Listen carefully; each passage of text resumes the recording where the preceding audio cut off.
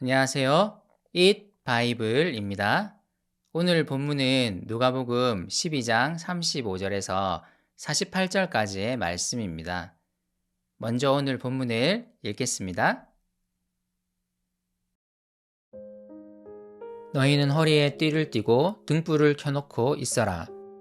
마치 주인이 혼인잔치에서 돌아와서 문을 두드릴 때에 곧 열어주려고 대기하고 있는 사람들과 같이 되어라.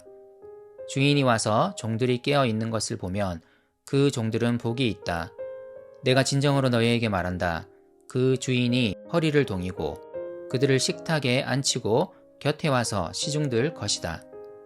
주인이 밤중에나 새벽에 오더라도 종들이 깨어 있는 것을 보면 그 종들은 복이 있다. 너희는 이것을 알아라. 집주인이 언제 도둑이 들지 알았더라면 그는 도둑이 그 집을 뚫고 들어오도록 내버려 두지 않았을 것이다. 그러므로 너희도 준비하고 있어라.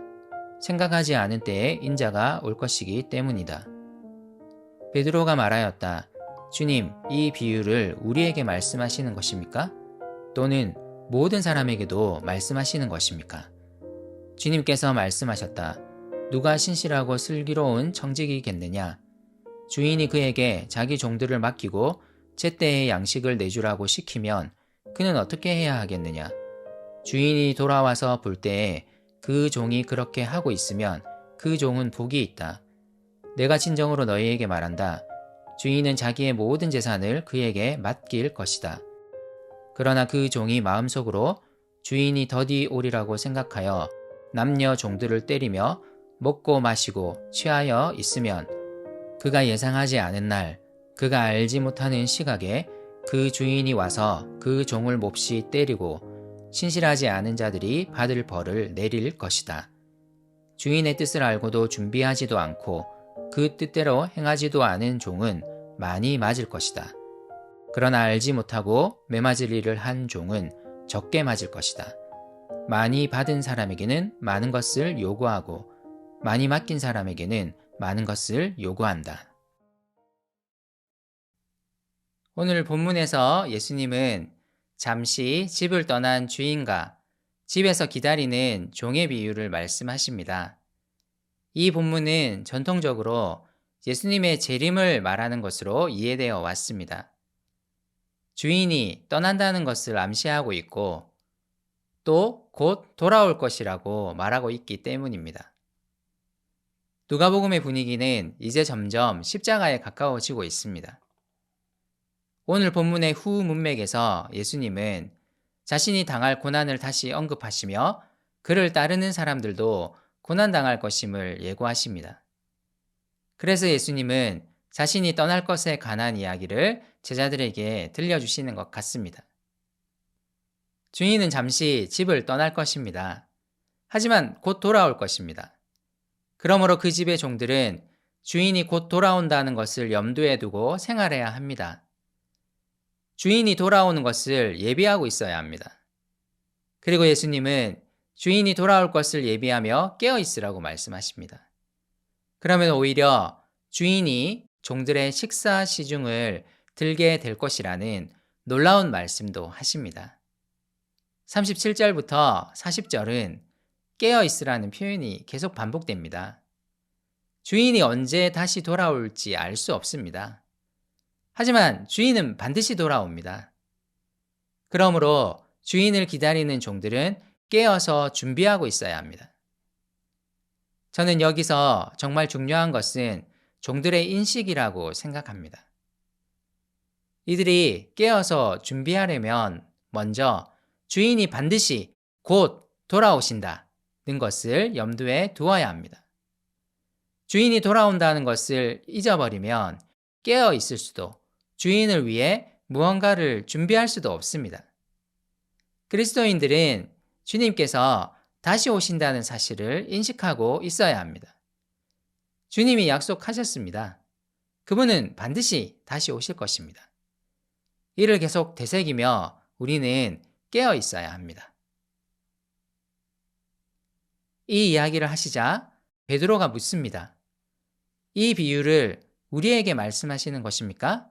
또는 모든 사람에게도 말씀하시는 것입니까? 이후에 나오는 예수님의 대답을 볼 때 이후의 이야기는 제자들을 향해 주시는 말씀인 것 같습니다. 예수님은 다시 비유를 말씀하시며 특별히 청지기를 언급하십니다. 주인이 집을 떠나면서 청지기에게 다른 종들을 맡겼습니다. 그리고 그 청지기에게 제때 종들에게 양식을 공급하라고 임무를 주었습니다. 주인의 이런 명령을 받은 청지기라면 이 주인의 명령에 충실해야 합니다. 청지기를 향한 주인의 명령이 그 종들을 먹이는 것이라면 청지기는 주인이 없는 동안 이 일에 골몰해야 합니다.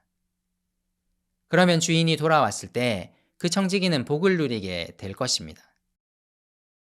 이를 위해 주인은 모든 재산을 청지기에게 맡기고 떠났습니다. 그런데 만약 그 청지기가 주인이 다시 돌아올 것을 망각하고 그 종들을 먹이라고 맡긴 재산을 자신이 먹고 마시는 데 사용한다면 주인이 알지 못하는 때에 돌아와서 그 청지기를 벌 줄 것입니다.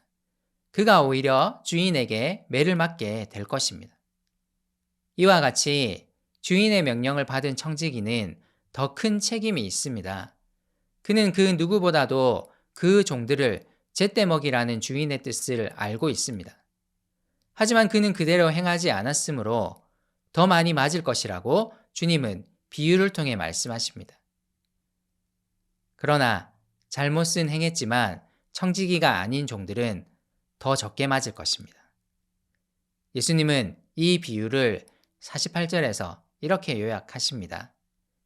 많이 받은 사람에게는 많은 것을 요구하고 많이 맡긴 사람에게는 많은 것을 요구한다. 이 주인과 청지기 비유의 요점은 이것입니다. 청지기이든 일반적인 종이든 다 해당되는 것이 하나 있습니다. 주인이 반드시 다시 돌아온다는 것을 염두에 두어야 한다는 사실입니다. 종들은 이를 꼭 기억하며 깨어 있어야 합니다. 그리고 이 종들을 먹이기 위한 임무를 받은 청지기가 있는데 이 사람 역시 주인이 다시 돌아온다는 것을 염두에 두고 그에게 주어진 임무에 골몰해야 합니다. 이 청지기에 관한 비유는 분명 교회의 지도자들을 향한 메시지라고 저는 생각합니다. 오늘 본문은 예수님의 재림을 기다리며 소망하는 중간길을 살아가는 우리를 향해 이야기합니다. 목숨을 위해 무엇을 먹을까, 몸을 위해 무엇을 입을까를 염려하는 동안 우리는 꽤 자주 있습니다. 주님이 다시 오실 것이라는 사실을 말입니다. 우리는 보통 일상의 삶에서는 주님의 다시 오심을 거의 인식하지 않습니다. 우리는 주님이 다시 오신다는 것을 매일 되새기며 기억하는 삶을 살아야 합니다. 이를 통해 하나님 나라와 그 의를 먼저 구하는 삶을 살아갈 수 있습니다. 이것을 잊지 맙시다.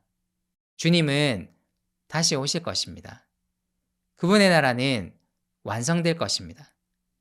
그러므로 그분을 기다리며 깨어서 주님의 오심을 준비합시다.